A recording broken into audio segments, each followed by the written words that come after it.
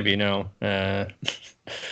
Seems like a fun enough thing to do, and they're trying to vary it up somewhat. So why not? Actually, I mean, I've figured out the easiest way to sort out the YouTube situation. You are listening to Let's Go, the weekly anime podcast about weekly anime from Dynamite in the Brain and Secret of the Sailor Madness. So come along and hang with the Let's Go gang. It's Dwayne. Hello again. It's Niall. oh yeah, And it's me, Brian. And on this episode, we are covering anime that aired the week of the 3rd of August to the 9th of August 2020. But if you want to hear extra things we talked about when we were doing the YouTube live stream, you have to go and listen to the podcast. So if you want to hear us talk about 4 more Super Shiro episodes, go and listen to the podcast. But right now, we're going to tell you all about Super Shiro episode 43, Run, Flee and Follow. So this was like a summation of like a few episodes that they've done already, which is nice. going back to a lot of our old locations, getting the side characters back in for little cameos. Yeah, I don't know. I feel like they didn't necessarily kind of stop despite that kind of gap a couple of weeks. Top were just like kind of just waiting for the suburbs to get around to it, but. It just kind of felt like if you hadn't seen Super Shiro in a while, this is a good way to remind yourself of all the good bits of it. It is. Also, look over there. There's a cat doing a Cossack dance. Where? Oh, man. There it is. But they basically chase each other through previous episode locations. And we get all of the Crow doing his thing about wanting Deca-Poo's cream puffs. And Can shows up at the end. And yes, it's a summation of the series so far, which I guess is probably something to do with the name of the next week's episode. The Mysterious Boba Bone. So are we actually finding it next week? Are they going to explain how you become president with this? Why something that smells really fucking good would make you a president? It's, I don't know, aromatherapy. I'm going to guess it's aromatherapy. Such a relaxing scent that you chill the whole world out and bring peace. I like the fact that the bone was at another park in the 43rd district. And Deca-Poo noting that this is the 35th time that Shiro has got to the bone first. I must actually go back and check now to see what district they go to. It's the episode number. Yeah. Don't worry, the person fan subbing it only noticed that around episode 38. Okay. So that's where I learnt it from. I would have not noticed. I'd have gone all the way through, not realizing that the districts were corresponding to the episode number. Ooh, good stuff. Good stuff. On to another thing from the past. It's Brand New Animal, episode 6. What was this episode title called? Fox Waltz. Fox Waltz, indeed. And this distinct animal that appears, and then it's one more word.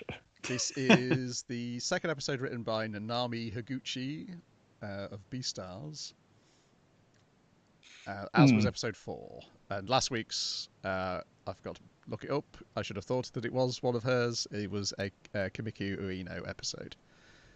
And the next one of hers is episode 9, so I assume that will be another comedy-heavy one. Yeah, I guess it seems to like these serious ones where Michiru is kind of having heart-to-hearts with friends. Unlike the last case, though, it's much more kind of saddening end because the two are reunited with her best friend, but she's sort of being caught up in this religious cult in the meantime, and she's changed, man. She's not who she used to be. I was wondering if to use the gay or trans or whatever metaphor, like, was it going to do the thing of someone who's accepted changing and someone who hasn't? But it's more so like that your friends have changed from the person that you remember them as, that kind of thing. It's not so much if you're growing apart, it's just like or maybe that they had that kind of shittiness in them all the time and it's just gotten worse in the time apart. The thing I've written down is I think it's that trope of the teenage girl who thinks she's using the older man when it's actually the older man using her. And that was the point at which I went, okay, which one of the writers is writing this episode? And then I saw that it was Nanami Higuchi, and I was like, okay, I'm much more less concerned about where this episode's going. Right, yeah. Than I was before. Because that's the thing, yeah, she wants to be an idol, and in the episode she thinks she's being an idol, and she's being idolized. She wanted to do it on her own terms, so she thinks that what she's doing is on her own terms, though from the outside, as the viewer, we can see, oh no, clearly that the head of this cult, who's using her to pretend to be the Silver Wolf, sorry, is clearly a bad one. Yeah, there's like this kind of how do beastmen approach religion, and we're like, well, we have this thing with this mythical figure, the Silver Wolf, and all through the ages there have been times when beastmen have lived alongside human beings, but the relations would regularly turn sour. But the Silver Wolf would arrive and be the savior of our people and then lead us to safety. And naturally, Shiro thinks that's a whole bullshit. Everybody's just trying to save themselves. What's it going? How did I wind up there? How did it wind up going downtown then to the slums? Selling dodgy water purifiers for the Ming. That's it. Oh, yeah. One was explaining her backstory of her friend that she misses to him, but he wandered off in the middle of it, and your one charged her for her phone thing, so she has to sell dodgy Henry Hoover water purifiers. Yeah. Jason was just a bucket with a spout, honestly. I'm guessing that's what it is. And I could never think of Henry Hoover now without thinking of the Alex Horn, the horn section bit with the member of the band who sings as Henry Hoover with a Henry Hoover on his head. But yeah, Jackie has bought one previously, and she's in trouble because she didn't realise shopping was so much fun, and cannot afford to keep up the payments on her water purifier, and so a hippo and his henchmen have come to town to burn her to death, so people know what happens if you miss. Like, were the people in the slums about to attack them? Yes. Or what was? I figured that was going to happen because they did seem like everyone beasted out, and I was like, oh, that generally means they're going to rumble, right? Yes. And then the wolf cult shows up, and sort of puts things to rest, but really do not save Jackie at all. That is Michiru doing that off screen while everyone's distracted by the arrival of the cult. Yeah, I mean, like they've come there to stop them, but one's still being burned to the stake. So they're not. Yes. They're saying they're going to make changes, but they're not practically doing the changes, which is what Michiru is doing, which is very the fact nice Jackie visual. Is commenting on what the smell of her own burning flesh smells like. Delicious. Not a very smart bear, no. Yeah. No. But you're right, she just turned up. Did you see her? What she did? She turned into did a full morph into a giant silver wolf. That's badass. We are your gods now. And yeah, then they capture Michiru because Michiru wants to speak to the wolf and seems to be calling her by a different name to the one they're using. So they tie her up and take her down an alleyway. Tie her up in a carpet and gag her. But then the wolf wants to speak to her, and yes, it is her old friend, and they hang out. But Shiro won't let her stay at the co-op with Michiru.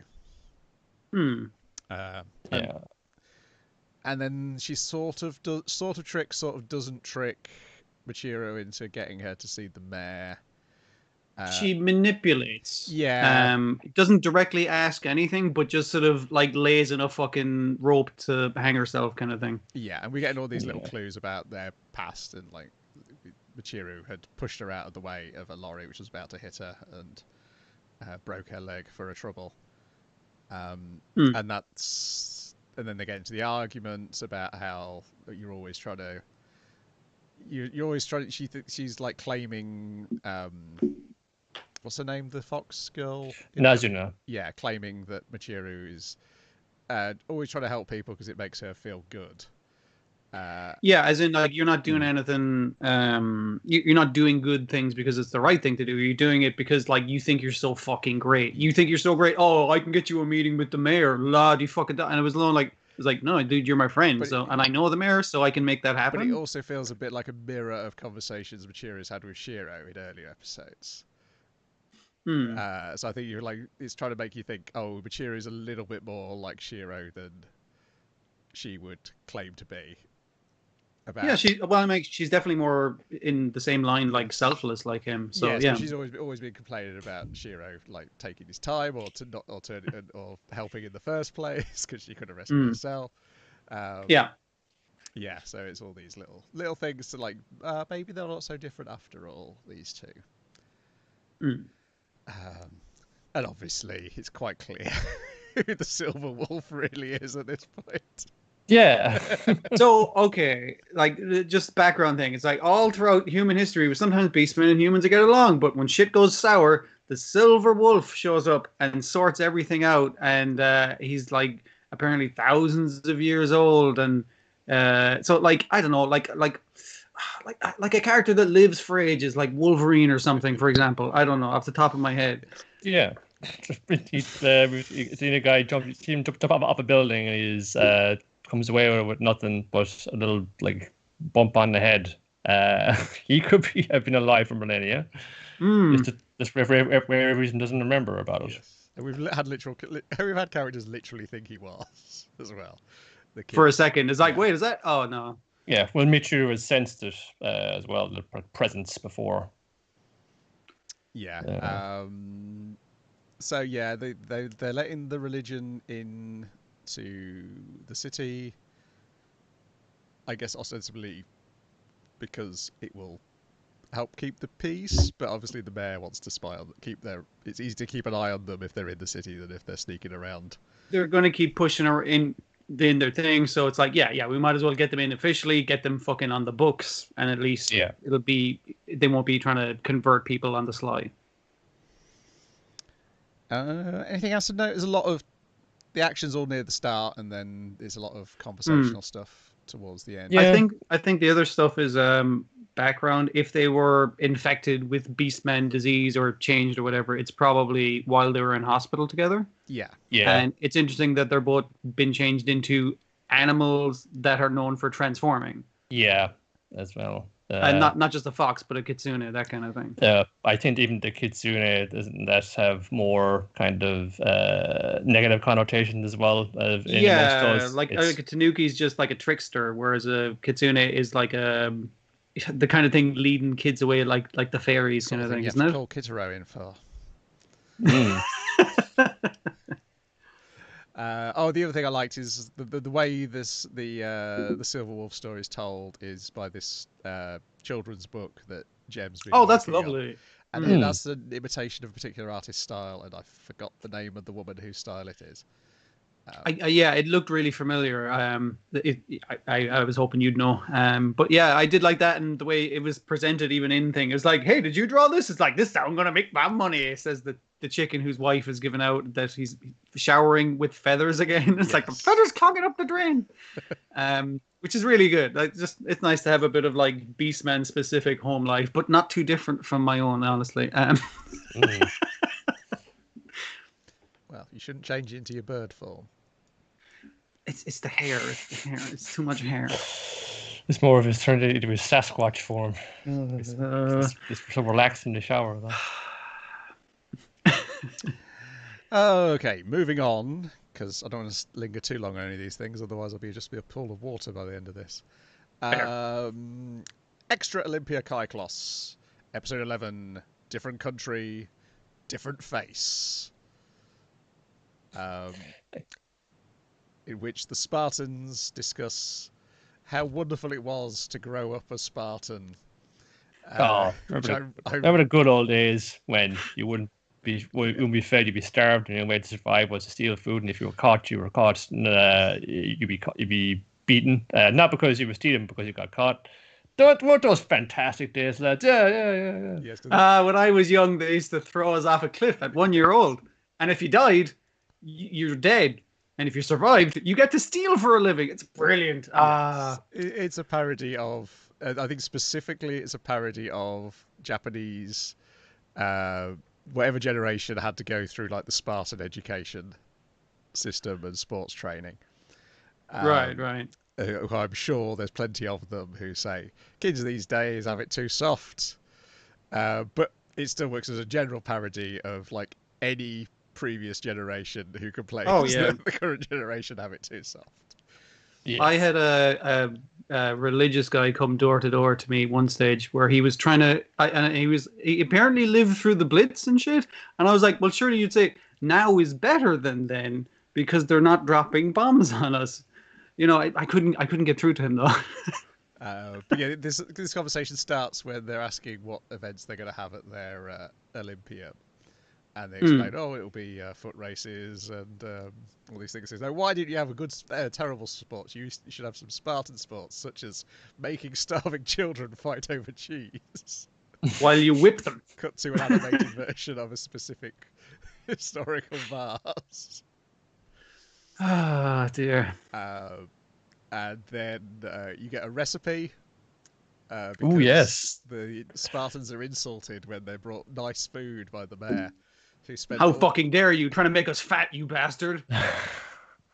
We'll enjoy some Spartan black soup. And I like the way he talks it through it like a cooking show on the little talking head in the corner. I was like, that was really fun. Just add a little salt to the vinegar. No, the vinegar will help the pig's blood stop from coagulating. So this is very much you need there to taste. Then just leave in just your pig's trotters and just let simmer on that until the colour changes and you're good to go. Enjoy. And then you get that historical quote of, I now know why Spartans don't fear death. And then masses of plasticine vomit. Oh, rainbows of colours when you smush all different bits together. And you either get a cool rainbow effect or all just like turns into the same sort of weird purple. Purpley brown, yeah. Hey, when someone did that in play school, it's like I come in, I want to play with some plastic with some Mora, and it's like, oh, who did that? Why have a go with this? No, I can't make nothing out of it. You can make purple things. And you also get the skull cutaways when they eat it, including the dolphins. Yeah, that was nice. Yeah. Why did the dolphin eat it as well? You know, after seeing what happened to the last couple of people. I mean, like dolphins literally eat raw fish and shit. So I was like, he can probably take it. It's like, no, it's super gross. Like a few of the ingredients, I was like, well, that'll be all right. But the main ingredients are pig's feet and pig's blood, so probably not. No, thanks. Yeah, I do like the fact they don't pretend that it would be nice. That it would. It's just this well-known horrible dish. The Spartans used to eat. Again, a joke that would literally work back then. Yes. They put hair in your chest and on your shins.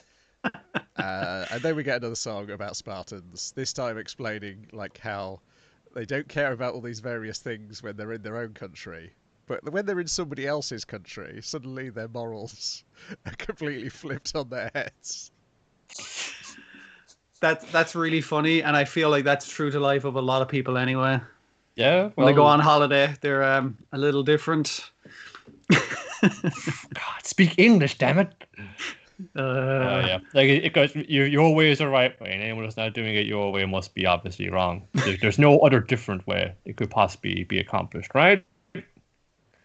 Specifically here, it's they don't care for money in their own country, but when they're in somebody else's country, they will take your money. They're mad about money. Oh, give me that money. Dear. I don't know I don't know how many episodes this is due to have. Whether next week's is the last one or we've got more to come. God, I hope we've more because I'll miss it when it's gone. I really will. Yeah, I think it was the one line of Demetrius saying, "I'm glad I wasn't born a Spartan."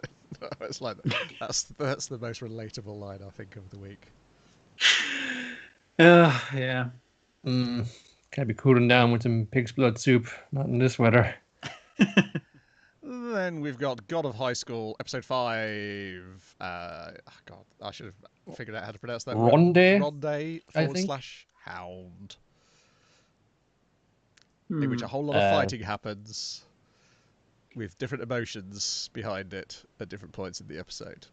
Yeah, this is an example of what it does very well because the premise is very simplistic, but this is the main thrust of what it's really about, and what it wants to do is have a rad fight, but like they're putting their emotions into their fists, and just I'm going to punch my feelings into you, yeah, or allow you to punch you punch me, and then that'll take my feelings or my feelings. Because there's this whole like inner dialogue going on, mostly on Han's side, about why the hell he beat the living daylights out of Mira in the last round. Yeah.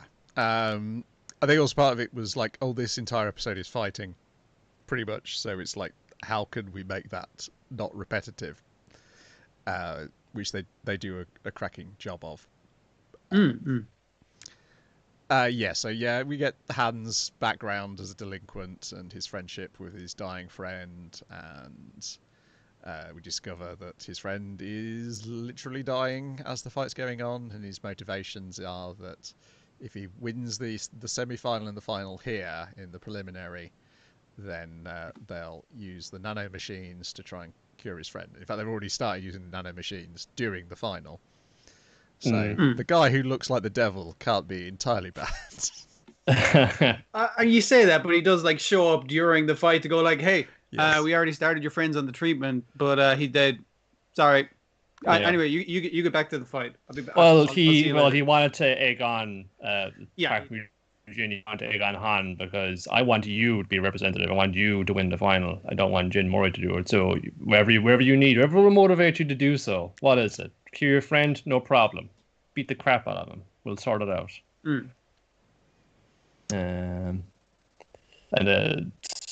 He's kind of what's it now? Okay, just fighting away, and then like Mira shows up, and she says, "Sir, hey, it's me. I'm okay. I'm fine. They got great hospitals here and nanomachines. That was like an awful scrap we had last time. But I'm here. I'm upright. And I'm okay. I also got a letter from a friend of yours. You should probably read." There was a few nice touches with that. Like she's kind of kicking herself as like, "Oh, I didn't know I was supposed to come to the hospital to cure me of fights outside of the thing." Because obviously in the last one, your man punched her right in her sword wound. Yeah. Sword inflicted wound, and she was like, "Whoops, bad." But then during the fight, he pulls the same move on your man, and then your man hits him back in the same, like a kidney shot, basically. And it was just like it's nice to give like that move, like just that hitting them fucking there, just like, oh fuck, you're gonna hit me dirty like that, I'm gonna hit you dirty like that back, kind of thing. He's also kind of the same point, like this is why I'm here. This is why I'm mad at you. I'm not gonna say it in words. I'm gonna dig it. It visually represents it through the fighting, which is excellent. Yeah, at the start of the episode, he's like, I don't have no friends, and then you learn that his sick mate wanted him to have more friends, not just him. And but he thought he'd never have any more friends, so he would joke with him. And then, the finale when he's visiting his memorial, he sticks a note saying, it's just you. I've got new friends now. Got these two. It seems like a real jerk thing. I feel like that picture is going to be taken down. It was like, I have friends now, lol. And it's like, motherfucker, we're throwing that shit off the memorial. But his friend would have found it funny. So, but the funniest bit though is the cousin guiding them through the hospital, carrying all the books and boxes and bags to the point where she can't see where she's going, and he's constantly going in the wrong direction. It's like, don't worry, sister, I'll take care of. He's like, you can't see where you're going. She needs to be directed by the sister or by doctors, or Yes, but that's how that's how she ends up at the ICU to get the note in the first place. So.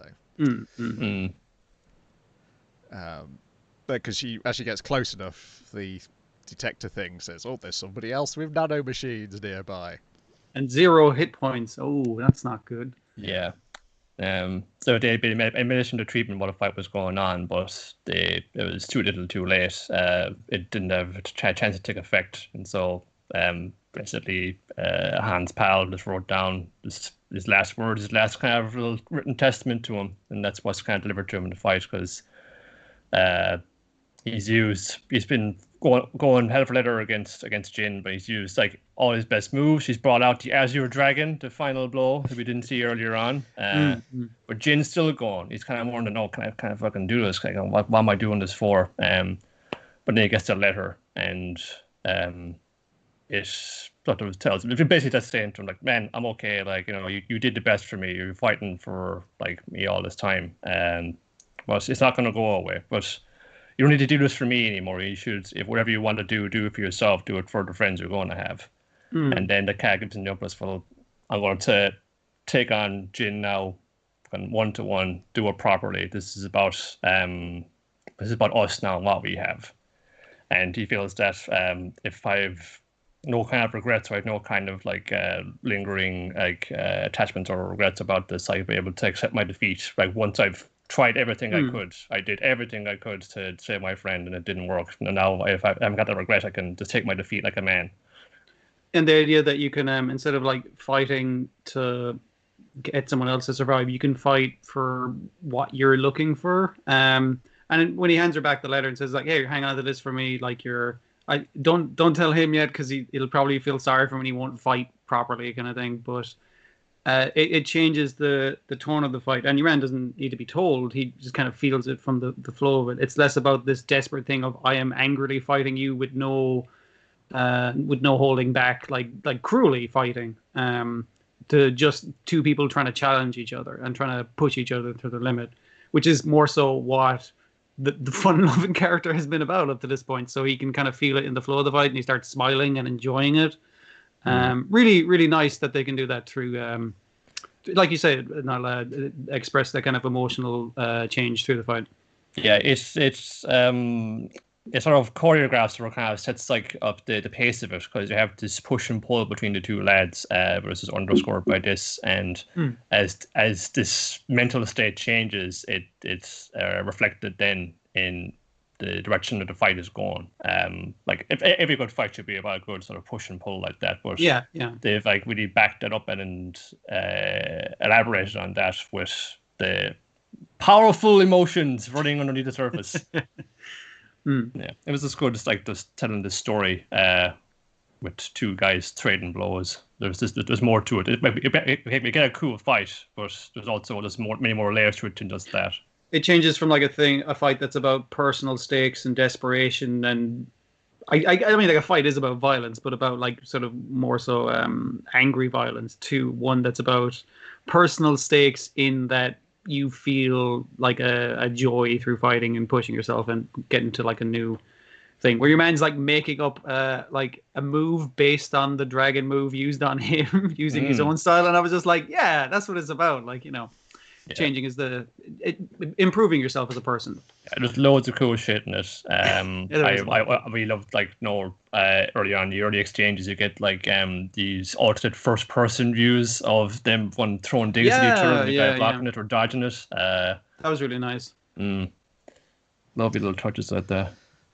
That final move is far more powerful than anything we saw in the rest of the fight as well. Yeah. Secret ingredient is love.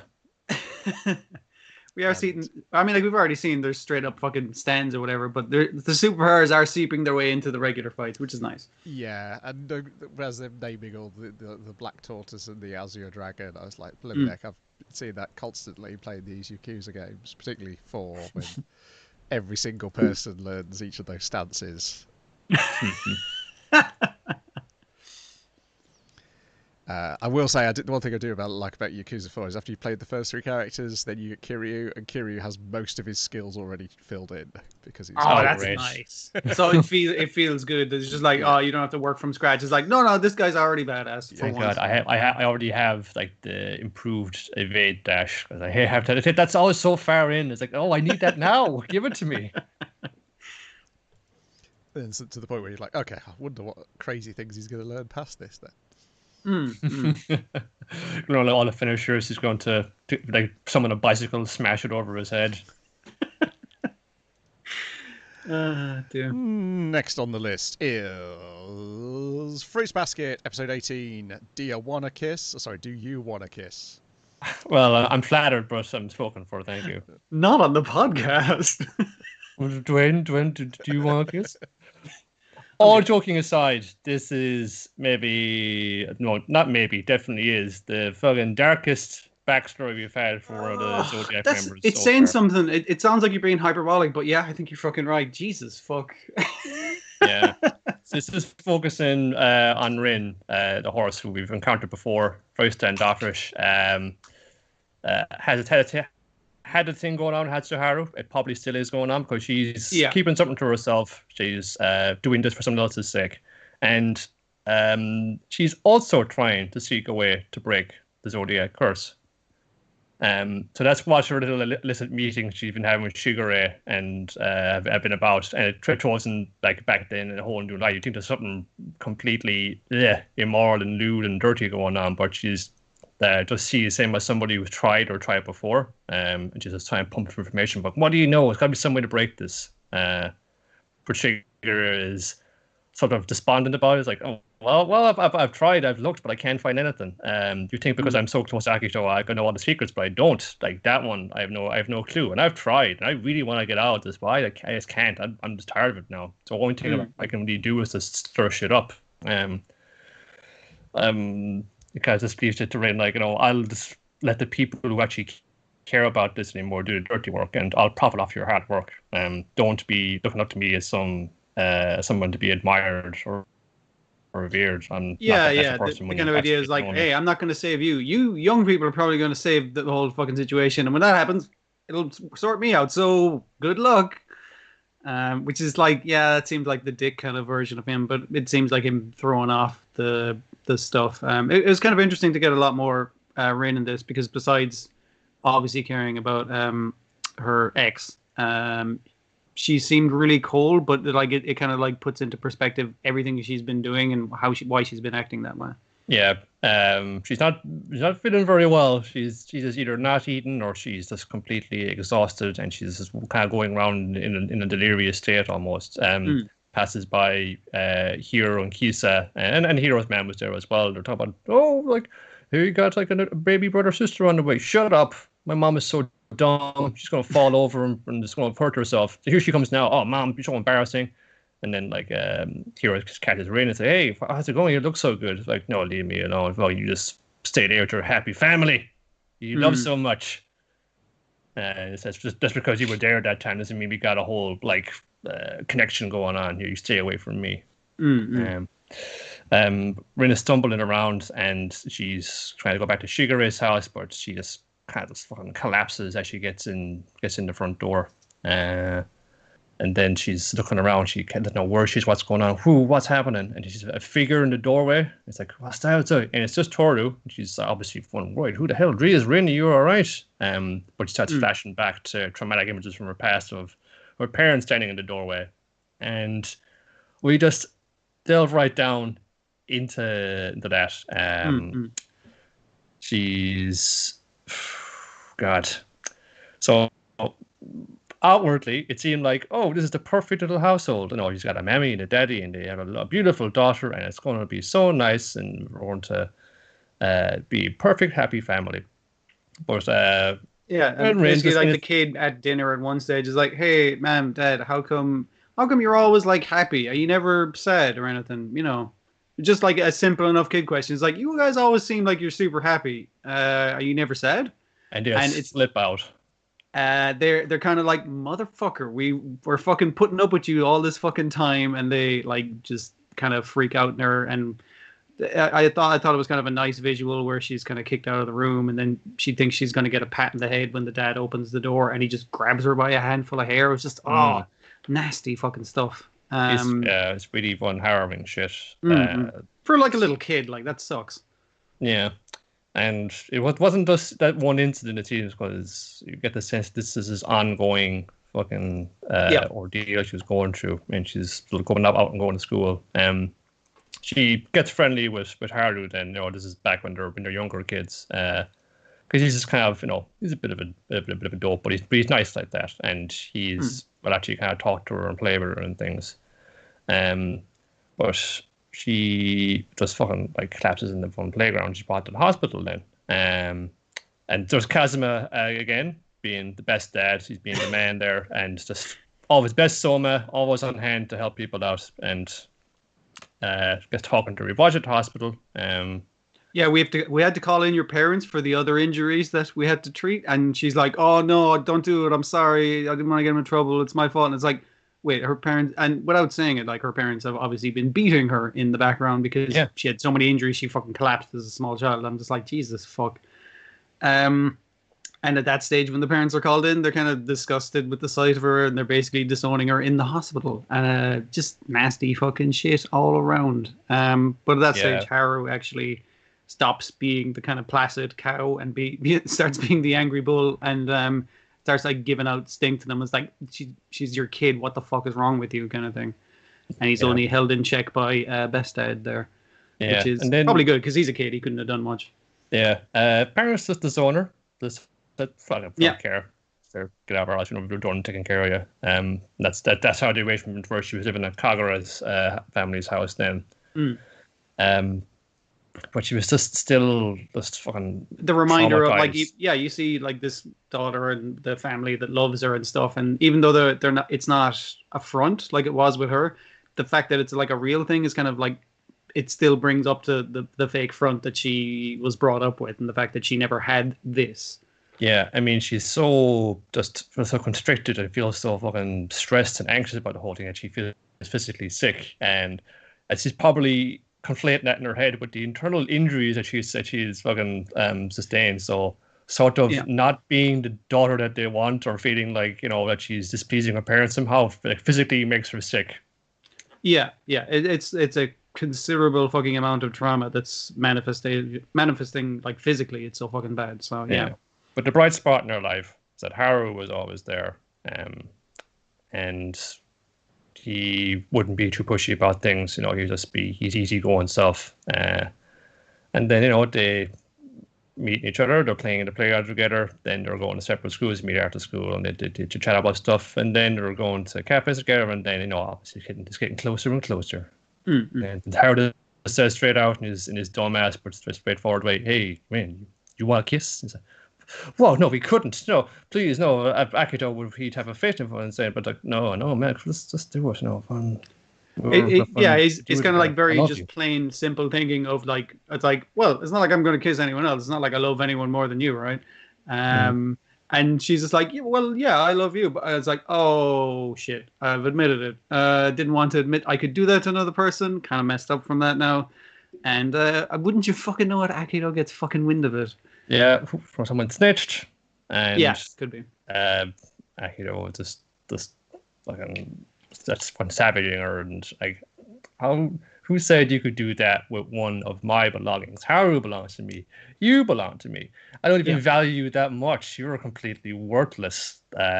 You're just a placeholder in the Zodiac. I have no real value for you. And she is just, Rin is terrified as well. Taking what Akio says to heart, like that seems to be the thing about it. Never really seen her like this as well. We've been used to sort of the very severe version of her, but this is her. She's absolutely terrified, and then that just makes Akito this sadistic bastard that's like reveling in so much more really ugly scenes there.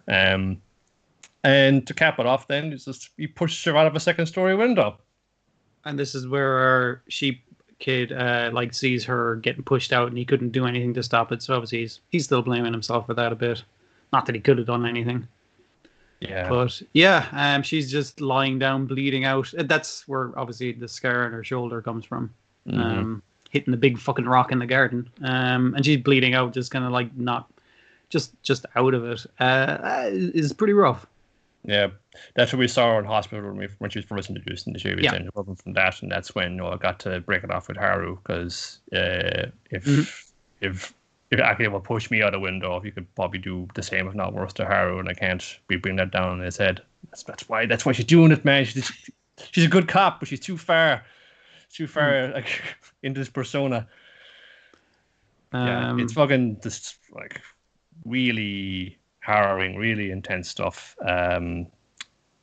That sequence at the end where she's slow motion was falling down, and there's fun contemplating what led to this point, and the way she feels about it is fun. I felt like fun. There's nobody. My parents didn't want me. Nobody wanted me at all. Akito doesn't want me. It's literally fun throwing me out a fucking window away from himself. But the only person who wanted me, somebody wanted me around, was Haru, and I want him to be free of this. He deserves it. I want it to be like, I don't want this to happen to him. I want to be away from all of this, and that's what sets her on the path. And I want him most of all to be free of this curse. Again, hurting yourself to try and be selfless, even if it's pointless. I know the way the show is going, that it's going to also get into Akito and shit, but it's like, and kind of go like, oh, don't you feel sympathy as well? And it's like, but the amount of shit you pulled, motherfucker. Yeah, it's so. I'm not very a forgiving person though, so I guess this is my feeling. Yeah, we're kind of contrasting it with what her parents did with her as well. It's like Akido is just yet another abusive parental figure that just like has no worth in her. It also as well because you think when the position Akido holds in the zodiac, it's like God exists and he hates you. Yeah, and obviously, like, without talking about magic turning into animals and stuff, it is a lot of it because it's talking about specifically abuse. It's about the kind of cycles of abuse and how that gets passed down between people. Yeah, it's really, I think, trying to convey to you more that the curse, I talk about, isn't just really, when you embrace someone the opposite gender, then they do transform into the animal. The zodiac is that's just a kind of a cute little funny thing. The real curse that you'd be living under is just this environment, this oppressive atmosphere, this fucking cycle of trauma and torment of abuse that it's just endemic in this family. Just this seems to be exacerbated or brought out by the strange nature of how some of the family members were born, and then they're standing within this fucking weird made-up hierarchy they have in their family. It's just really messed up. The fucking visuals in this as well do a really good job at that too, because this is very unsettling, distorted screens going up, and then some very jarring cuts. Particularly as Rain is going under into her flashback. It's just like, this is really putting you on edge. It was a bit of kind of quasi-hackneyed. Oh, this is the doll, but then the doll is thrown to the floor and the arm is falling off. Yeah, there's some stuff like that, and there's some kind of artful shots, but overall it works quite well for it. Yeah. I mean, that sounds very tragic, but is it as tragic as being served the flesh of your own kind for lunch? That's pretty fucked up. It's overrated. I know. I think human flesh, it's. Oh wait, you mean Wacky TV Nanana number 17? I do. Order in popular lunch delivery, in which the monkey AD, I assume from the first season. This season, is back when they order something from Uber Eats, which they have to use one of the pigeons to order it because they don't have any mobile phones. And this monkey AD shows up as an Uber Eats delivery boy, and he's brought them the meal, but they need to pay for it, and they're going to take digital payments. Well, there is an alternative. If you get the pigeon to give me the money, then it's fine. We do take pigeon payment. Yeah. I can really fucking relate to that, because I have the money. Like, I can walk into this place and just give you the money, right? What's wrong with that? No. You got to book an appointment through Appso, the new application we have just for fucking booking things. Okay, what does that do? Well, basically, it takes your number and the time of day you want to come by, and you come by. Yeah, couldn't I do that by just calling you? No. This is more efficient this way. It's an app. You can get it on your phone. Yeah, I can call you on my phone. And just do this exact same thing without this middleman. Why are we doing this? Just want to data, man. Just leave us alone. And it turns out in the end that the food which has been delivered is a banana variety platter. Yeah, so you get some fried plantain and some just chopped up bananas, or a banana dessert or something, and it's just like. He's like, I can't fucking eat this. I've already fucking paid for it, but I'm not going to eat this. And the monkey's like, do you mind if I have a bit? I'm fucking starving. It's fucked up, man. Don't do that in front of me. Dear. And then he just starts biting his arm while he's turned in the opposite direction. Hey, dude, don't take a bite out of me. And he's like, oh, sorry. It's like, don't just spit it fucking out. It's my arm. Dear. Unresolved, not resolved. Are they going to get lunch? I don't fucking know. To be continued. Yeah. What a cliffhanger. The show. Then it is Deca-Dence, episode 5, Differential Gear. That's it. And this is what it says on the website. The stage is set for a tragedy. Natsumi's sword is alongside the power. but the squadron does not stand a chance against a cheat-level Gadol. When all hope seems lost, Kaburagi appears. And then some. And then some. Yeah, so they're fighting a fog Gadol, which is generating fog, which is making it difficult for everybody to fight. Also appears to be to cover up the fact that there isn't actually a parent, like the mother of all the Gadols here. Because it turns out... That's DLC coming soon. Hasn't been finished yet. I was thinking like a PS2 Silent Hill, where the reason for the fog was because it could only render like so much detail of the distance, and the fog is like just the thing to get rid of that. And I was just like, oh, because you actually haven't rendered the fucking final boss yet. That's pretty cool. The one of the siblings who'd been a little bit brusque to Nasumi dies. Yeah, and even was in the car. It's like, come on, kid, this isn't going to be a playground kind of thing. It's like, yeah, but they're not shitty to her. It's just like, yeah, I appreciate the fact that you also put your life on the line, and you know, I was just like, oh, that's cool. At least she got to go out like a fucking badass.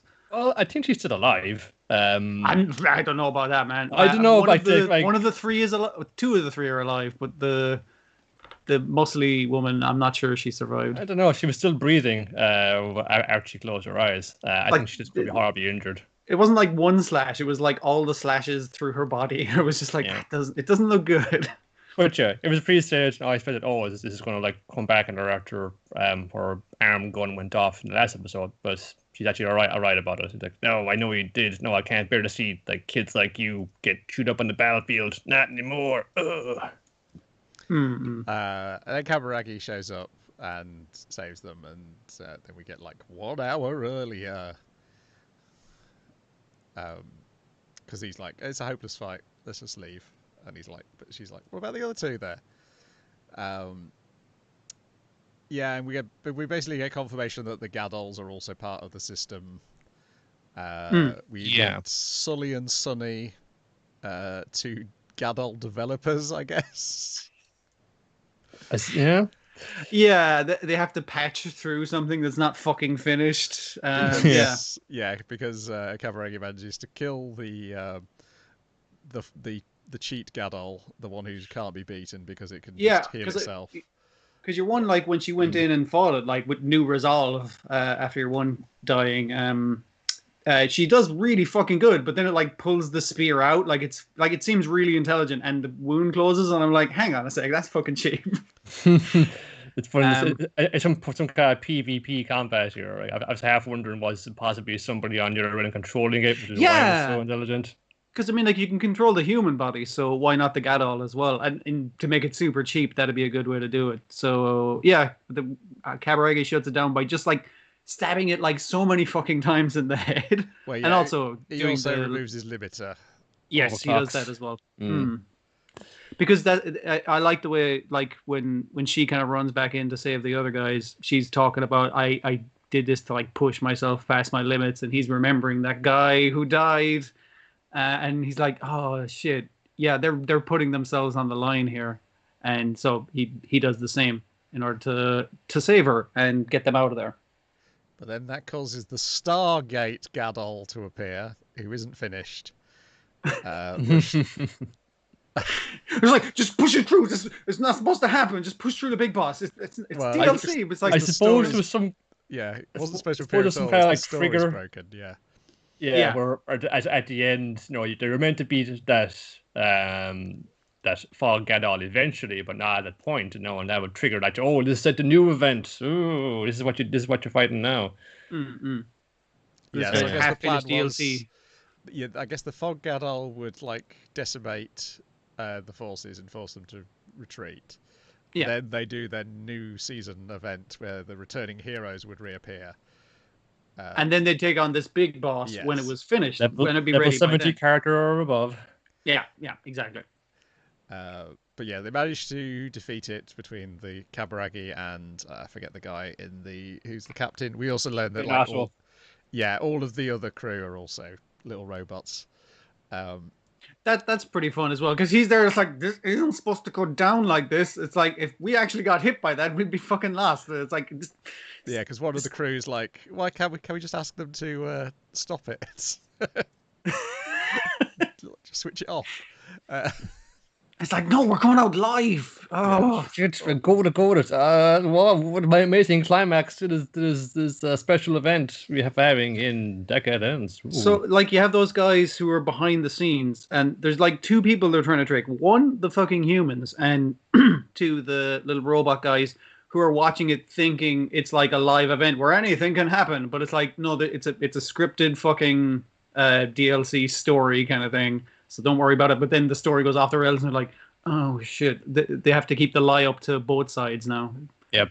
Just do the piston punch thing. They love that. They'll sell them wild. Just do that thing again. Yeah. Because this thing it can shoot its own liquid at you like at super high pressure, but it seems to be like disintegrating as it's doing that. It's like it's not finished. It's it's called Stargate as well.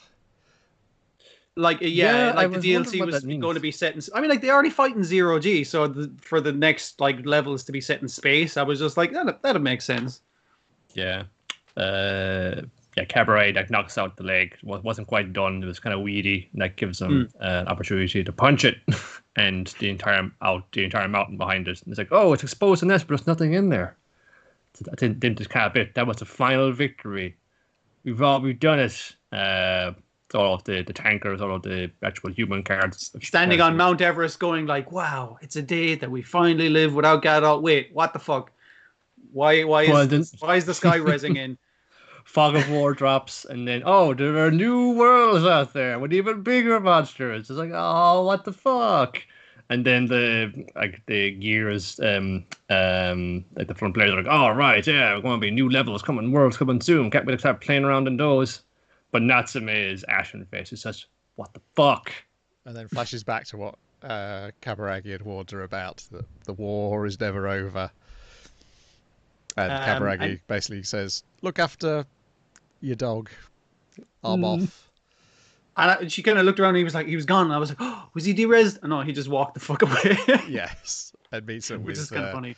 Your fella who's a wall in their world.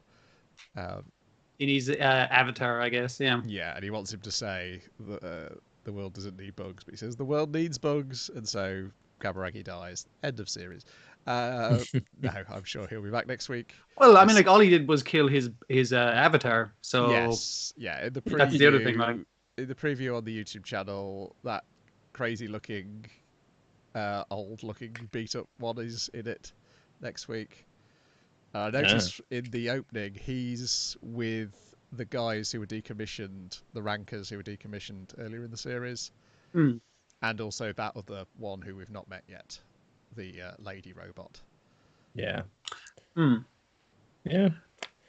So I can't really like another level next week, another Planet with level of like, here's something else you're not aware of.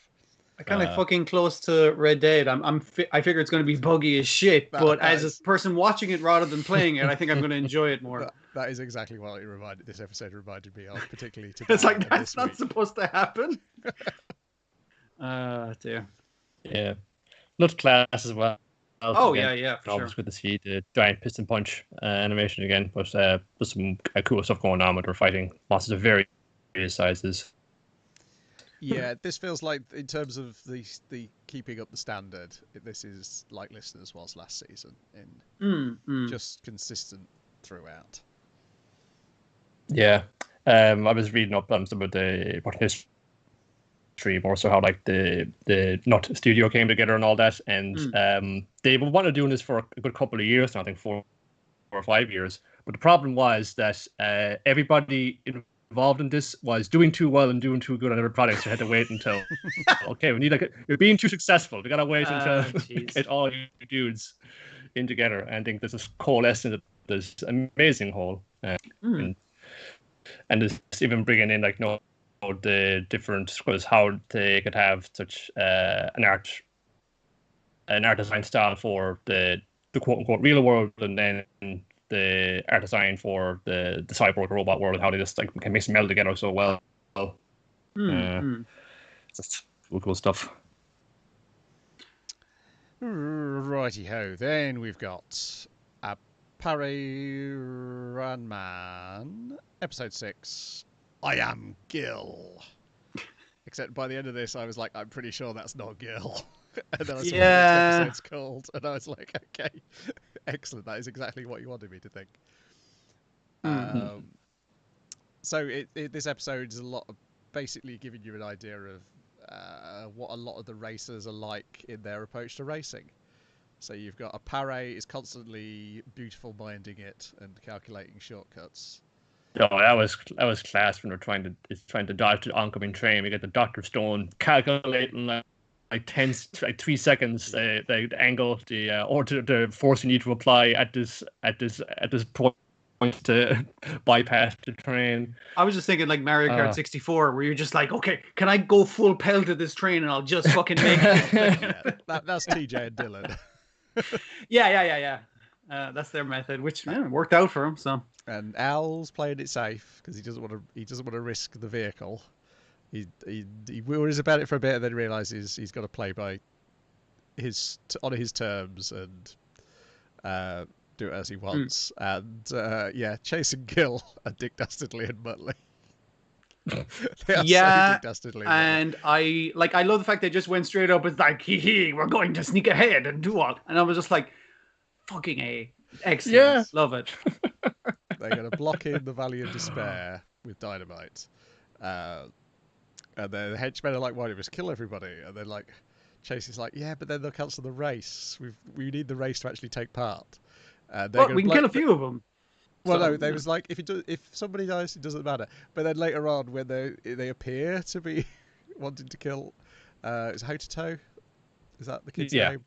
They're not going to. They just dump him on the side of the road. They say they're going to blow him up.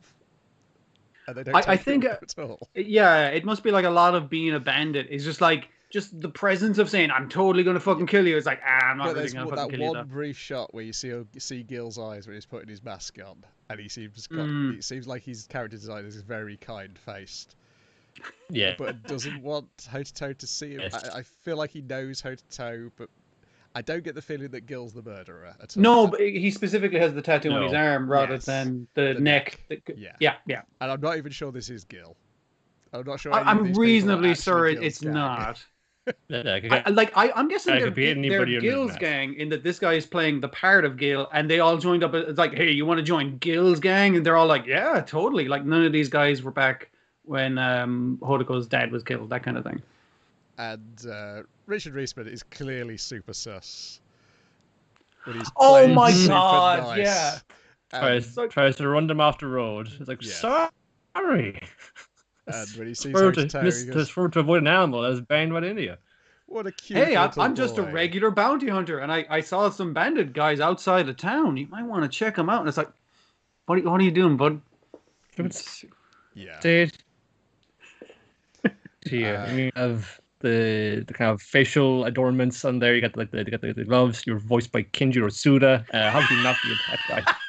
Yeah, that's a giveaway.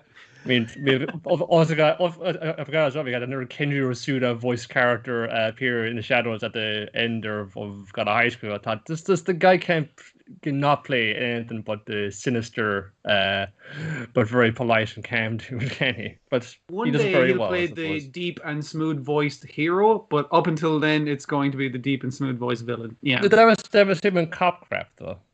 He was main dude in that. Anyways, back on form here. He's just being this really sly, sketchy dude. You've got too much character design to not be up to shit. Chase also mentions that they're mainly going after Dylan and TJ. Once they eliminate them, it should be easy to get the others to back out of the race. So it feels like they're just trying to win by default, by everybody else dropping out rather than being killed. The dastardly and Muttley method. Yeah. Yes, yeah, because their thing is they're going to block off the Valley of Despair, so they'll have to take the longer route, and then they'll just go straight through their blockage because they've built a massive bulldozer blade on the front of their car. It's a perfect plan. What could go wrong? But yeah, meanwhile, the lads are worried about Hodoko being missing, and at the starting line, he still hasn't shown up, and they're all going off at the same pace that they arrived in town. So I was like, okay, so it is going to keep the pace of the race up. That's nice. Yeah. But There've been some dudes going around, saying, "Hey, we're bandits from Gil's gang. Give us all your food and water for them. We're not going to pay for it." What? No, this is for the racers. Just give us the stuff. Don't you know who we are? Mm. And Horto's kind of realized, I'm just going to step out for an hour or two. Just got something to look into. Don't wait up. Yeah, I did like it. You kind of get like the Appare. He seems very like I'm laser focused on just building the engine, and it's like, Appare, are we gonna go? And he's like, the kid's still not here, and he's like, I'm just gonna tune up the engine another bit. It's all right because we won't be driving till like dawn comes up. Anyway, you can't drive through the Death Valley kind of thing. And it's just like, it's clearly like an excuse. It's like, this thing's ready to fucking go now, but it's nice that he kind of gets that thing. I was like, no, you go look for him. This is after the first attempt where Kasami goes to look for him, and here's spots his tomahawk by the box that Gil's sitting on, and here's like a tap on the box that Gil's sitting on, and he's like, well, have a look at that box. Kasami's like personality switching on a dime here. And Chase is like, okay, you can have a look at that box, but if it's not what you're looking for, I'm going to shoot you. We're going to play, I think is what he says. Yeah. And he opens it up, and it's some sort of punk groundhog of some kind in there. And Chase is like, well, I guess I'm going to shoot you. And then Kasami's going, ho-to-so, so where have you been? And starts hugging and kissing this groundhog. And he's like, well, and he picks up like the tomahawk. He's like, well, thanks, guys. I mean, fucking load off my mind. Fucking and all the bandits are just like, did he really just fuck us over like that? Damn. Yeah. Impressive. You probably could have taken him as well. There was a little bit earlier on where Al will want to try out a bit of fencing because he sees Kosame doing his drills, and like Al sort of was able to disarm him, but you could get the sense, no, he was holding back something there. There's something else on his mind. He doesn't want to just let out right now. It's like, okay, say like Kosame, he's a killer. He's like a fucking top class husband, but something's holding him back. He's afraid of killing people. Yeah. Yeah, I do. The other touch I like is the constant showing of positions during the racing scenes. Yeah. Where I like getting like a feed, like it's on the sports channel kind of thing of the placements, which is like, that's very not in the time, but I'm fine with it because it's more enjoyable to watch. Yeah, those little anachronistic details, I think, make it work a lot better. Anything else to add before we hop on to Millionaire Detective? No, just looking forward to seeing how they get past this crazy situation. Yeah, I think just wild out wacky races. The CG-ness of it all. I think the one scene where it was noticeably CG was when their car was static and Hochito got out of it. Yeah. But in general, when you're on the externals, it's just cars versus cars, and obviously internals, it's not CG. It all works quite well. I do love TJ's, particularly when TJ's car's behind Dylan's car. It's a good clash of styles, where if you've got Dylan in his armor-plated, super fast tank, and then TJ comes up behind with his ridiculous eyes, where his headlights should be. It's nice that, again, like wacky races, they're all just such fucking completely different beasts that they're driving. I was worried initially, like, that some of the cars aren't going to work in it because, like, one's driving like a stock car kind of thing, but then they have it modified so it has a cover for cross-country racing, and I'm like, good, because that way you don't have to put a CG person sitting in that and fucking take me out of the whole thing. Yes. Obviously Gills looks like something out of Warhammer 40k. Something an awkward drive. Slow and steady. Then we got Millionaire Detective, episode 4. It's called Nothing Makes a Man So Adventurous as an Empty Pocket. Yeah. So Daisuke is in a huff and is storming out of the house as being chased by Suzue. and the butler offers to drop Daisuke off in a utility vehicle to Haru. I thought he was just going to drive him down the driveway. Yeah. Because your man just walking, he's like, this is a long way to the gate. But they become involved in a search for a tiny white and cute dog called Shiro. He's probably away fighting crime at the moment in time. And Daisuke is a disadvantage this time because he has not brought his superpowers with him, his wallet and his phone. I like the fact he's just like, it's like, hey, can you use your super butler to find out where this dog is? Sorry to call on your day off, but I figured we get it sorted pretty quick. And he's like, I left it in the fucking van. No. He does the motion, but there's nothing in his hand. It's like, yeah, that doesn't seem right. I know that kind of dread, and it's whenever I've left the house and I realize I forgot the keys. It's like, oh no, I guess I'm homeless now. Like, I can't today. I'm not feeling well. And man's like, don't be a cheapskate. Come on. Daisuke is very lacking sympathy for this child who is missing his dog by saying, this dog is mocking you. It has returned home. Please, mister, won't you help me, please? He's like, I don't know. Puts on the waterworks, and he's like, yeah, okay. And he's like, I gotcha. It's the man's contract now. It's a man's promise.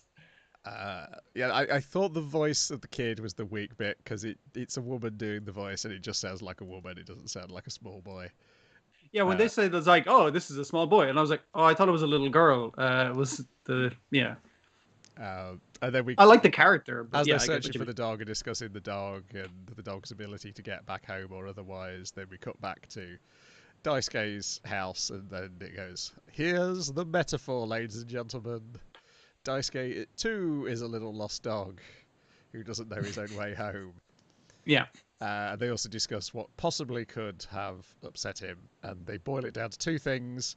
His grandmother giving him natto for breakfast, and Suzue giving him shoes which were 2 centimeters bigger than the normal shoes he has. Well, it's like several things. It's like the 2 big shoes. She asked him twice, did he want seconds? She kept like, it's like lots of, it's like, was he just getting annoyed at me? And they settle on those 2 things. I think it is those 2 things based on the ending of the natto dish that he learns from Haru, and then the fact when your man puts natto in the basket, he's just like, ugh. Yes, and then as he's leaving, it cuts. It means deliberately to focus on the shoes, as to say, yeah, they were right. Those were the 2 straws that broke the camel's back. Yeah, that point also kind of pressuring him to eat healthier. So I'm thinking, oh, you're still with skin and bones. Do you want seconds of that? Yes. No. Yeah. And Haru thinks Suzue is his wife, and we get a little bit more clarification that she's actually a relative. I'm going to need to know a little. Not the way she's staying at the back computer all fucking day long, going like, "Is he okay yet?" And she's got a bag of fucking energy drinks beside her. It's like, no, I think there's a little more to it than that. But he's delighted. He's like, oh, I thought you had the missus at home. Okay, cool. You're not doing as badly as me then. Grand. Feels great about it.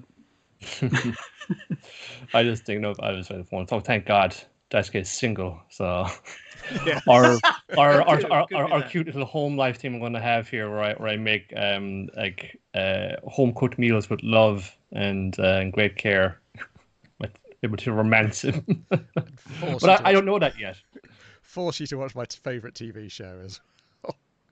God, that all was like it was a great kind of bottle episode, because here's the guy with infinite money. He has no money to live, and also here's a glimpse into this guy's home life, where he's just making basic food, and he's just trying to impress this guy with his stylish food and cool drinks, and it's like, oh, we're gonna watch my favorite show, a dramatization of the job I fucking do. It's like, dude, come on, don't do that. You have the case to knock out. Oh, I'm not the case. You have the case. You stupid chief. I'm too close. And he's just getting drunker and drunker. He's like, that fucking chief, man. He's a piece of shit. And being 2 different types of drunk as well. One gets louder and the other one just falls asleep. I'm not falling asleep. I'm just resting my eyes. He says, clearly, about to fucking keel over. He's perfectly okay with that. like he's eating Uncle Finn. And Ointine turns his nose up at, like, oh, check it out. Like, for a fancy guy like you, I bet you like this. I got something and like nice sliced like Iberico ham here. Check this out. These nice guys one bite, spits it up, get out. Like, what is this? I spent fucking load of money down the shop getting that. I eat the finest Iberico ham straight from the region. Nothing else will do. It's also this mentioned at this point that Daisuke's dressed like Osamatsu. I fucking loved that. I did like the big fucking pink jumper. Oh, great stuff. And they're like, is this all you got? It's like, yeah, my Osamatsu costume. Shut up. But like, I like the fact that it kind of goes like just as a subtle thing with the ham. It's just like, yeah, if you buy the big fancy thing, it's probably not that fucking great. But if you actually just make the food yourself, it probably tastes pretty good because you've made it to like it. You know, that kind of way. You put as much sauce as you like on it. That kind of way. Yeah, also like Daisuke's never had sweet potato soju before. If he's ever had something that people have brewed up with potatoes because they had nothing else to make booze with, he's used to caviar and finest Russian vodka. This will blow his tiny little mind. And it turns out in the end that the dog's dead, but Daisuke has fixed this problem by buying the dog's identical brother. Well, he didn't buy it. Yeah, because he passes your man the bill. And he's like, "Hey, it's like fucking." No, what was it like? he has bought it because it's in the bill at the end. It's in his. Oh, it is in the bill at the end. He must have paid him back then. Yeah. Yeah. I thought that bill was for just. No, I think that was the money to pay him. I think that was like a check or something to pay. It would be fun if that was like if it was your man's just like written expenses and it was just this is his expenses for this thing, which worked out like something like 400 or something euro. Something like that. It was 50,000. It was mostly for the dog. It was mostly the dog, like so. Make sure to tell the kids' parents that it's a different dog, and that the other dog got run over. Yeah, and it's kind of like, and your man's just like, "What the fuck? I gotta pay for." And then he sees the kid like delighted that he's a dog. It's the brother of the same dog, and so he's kind of like, "I don't want to disappoint the kid, though." And himself and all his friends were going around with their little hand-drawn "Have you seen my dog?" posters. Yes. And it's like, yeah, this is fine. It was a shitty situation. This is the best we can do out of it. So it's a nice little episode. As this show fucking is consistently, I suppose. When are they going to kiss? Like they've already gotten like completely like blotto with each other, so I'm not fucking sure what'll manage it at this stage. No, it'll be a constant tease. Don't want to make the mistake most of these shows make. I'll just like marry them off like early on, and then there's no tension there. Yeah. Yeah, that was pretty much it. And then he goes home and feeds his family the natto meal. I like the way it was presented as like, look at this fancy thing I fucking learned. It's like, it's very basic shit you're doing here. Even like the cracking of the pepper, and it's just like, you fucking... Yeah, because while Suzui's upset and worried about him, the grandmother's like, it will do him good to learn to live a bit without having to rely on his money all the time. Which he says, like, looking at him on the fucking back computer as he's, like, bumping into someone in the supermarket and, like, apologizing. And it's just like, he'll be grand.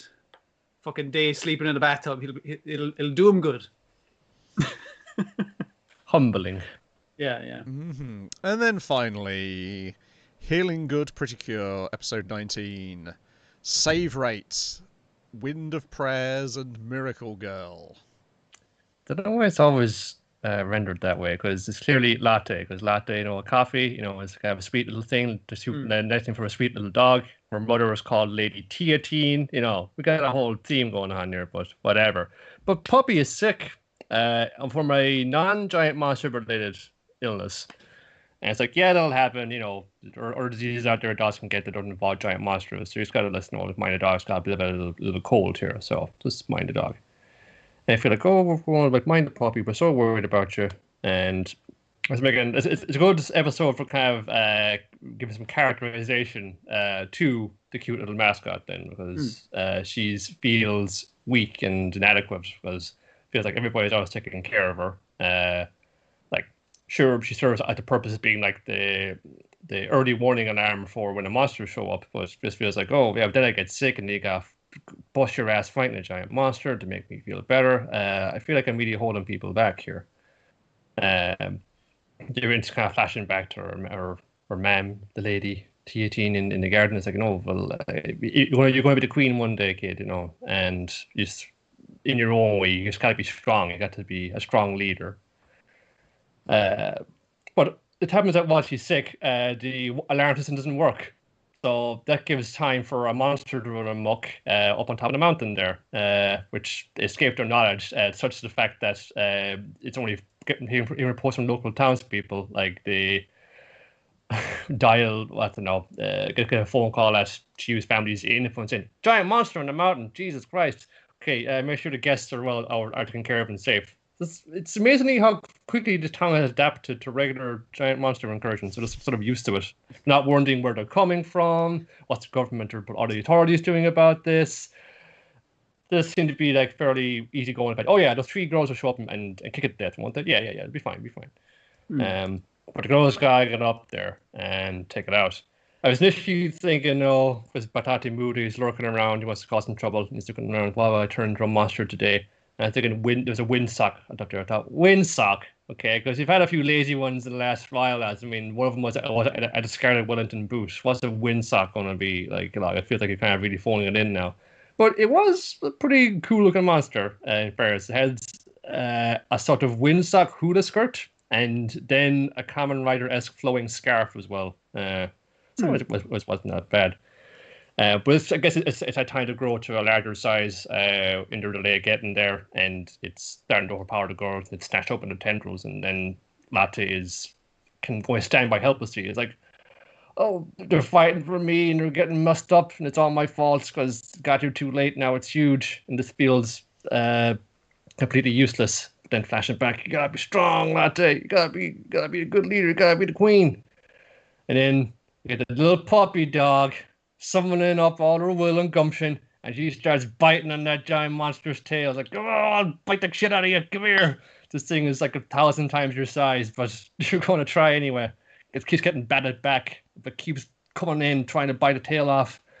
And the girl is saying, don't do it, Latte. He's going to kill you. Just back off. We'll figure it out to save yourself.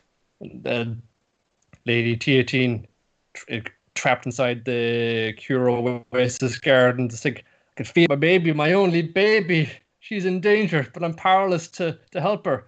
I beseech you, pretty Kuro of old, save my darling puppy dog daughter.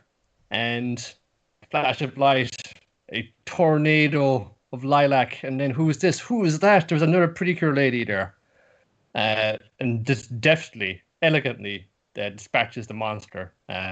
This completely immobilizes it, and this Freyd says, okay, do your thing, shoot the beam and finish it off. They do so, and that's like, who is this? Where did you come from? She's able to make element bottles appear without us having to do the thing with the accessory, with the little doctor's bag and accompanying telescope available in all good shops this Christmas. Who is this one? This is a luring blonde lady in her civilian guise. We're going to find out who it is next week. Obviously, she's a fourth pretty cure from way back in the day. But what's her deal? And why does she want to take our darling puppy dog Latte away? We'll find out next time. Exciting stuff. Another like back when the regularly numbered one, the one that wasn't really part of the team, shows up to stir things throughout the formula. Is she clearly older than the other ones, as well as clearly older than them? Yeah, seems to be an older woman, definitely taller than them. Even her her design in her particular form, it sort of has this sort of kind of Greek god / Valkyrie motif going on, in deference to their kind of very hugely embellished doctor's coats. Athena from Saint Seiya. Yes, actually, purple hair should have been a giveaway than that. I'm kind of wondering when was Batati Muda, the mutated Koipu Nutria, whatever you want to call it, has been doing a lot of legwork lately, and the other 3 are just lounging around in the lair not doing it. And I wonder if they're going to come back into the mix, because I feel like he's been on the last run for 7 or 8 of them, I think.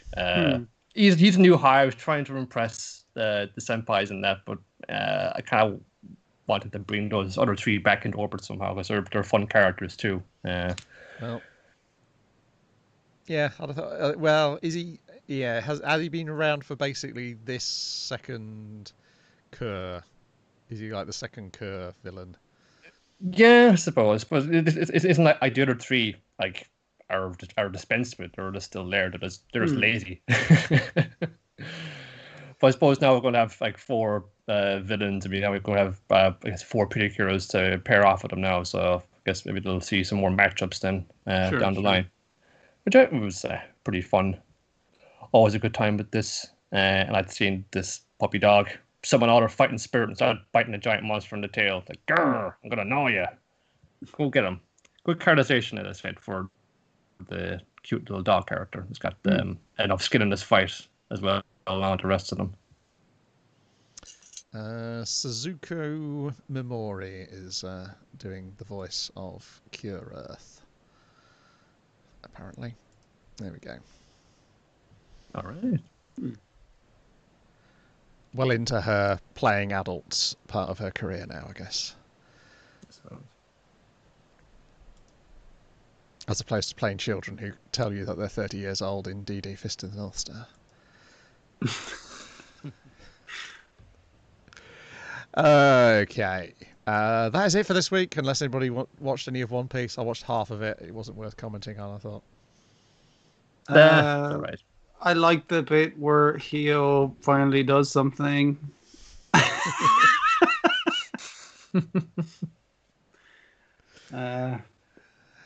What's coming up on Secret of the Sailor Madness? Clone High has been deferred because our guest who want to have on is on holiday for 2 weeks. But we get him on the way back. But in the meantime, there will be a Draw Number Live. We're looking at the oddball couple versus the oddball couple. It's cartoon incarnation. You said oddball and oddball again. Did I do that again? That happened all the time. You kept saying oddball instead of odd couple, and it's just I don't know why. So look forward to that. The 1970s television series based on a Neil Simon play versus the oddball couple, the cartoon version with a dog and a cat instead of Jack Clubman and Tony Randall. Okay. So while I hear like that happen about 10 times in a row, that'll be the podcast for you. Blame the heat. I think that's good culprit for everything. I'm slowly putting up the remaining Anthony episodes of Dynamite in the Brain. So the Haikyuu one went up, and I'll get another one up this weekend. And then we can start on season 2, which we've already recorded the first one with Dwayne and Bradley.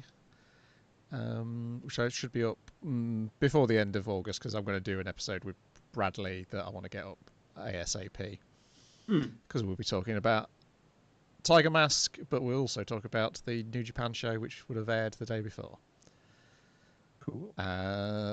Otherwise, let's ask Niall the question we have to ask him every week. What day shall we three meet again?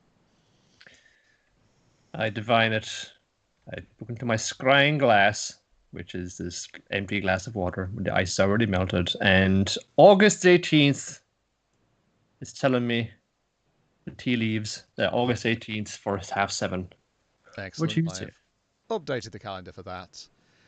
Right, thanks for listening. Thanks for watching. I'm dreading having to edit this video and indeed the podcast, but hopefully, at least we got video this time.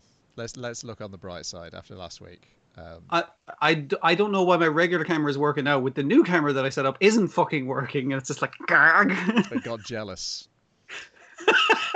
I just need to make my camera jealous every week to get it to work. We'll be back next week on the Tuesday with more Let's Go. Goodbye. Bye. See ya.